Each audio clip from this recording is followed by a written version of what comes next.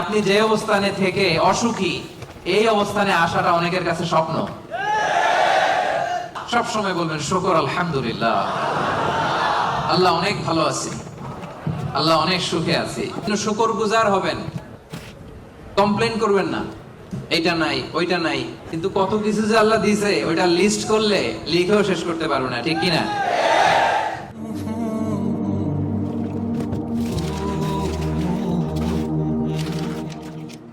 শুকরিয়া করলেই লাভ, ঠিক কিনা? শুকরিয়া করলে নেয়ামত বাড়ায় দেয় কে? না শুকরি করলে শাস্তি দেয় কে?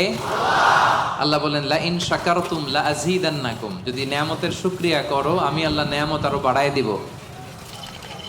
বেতন 2000 রিঙ্গিট, এটারে 3000 বানাই দিতে পারে কে?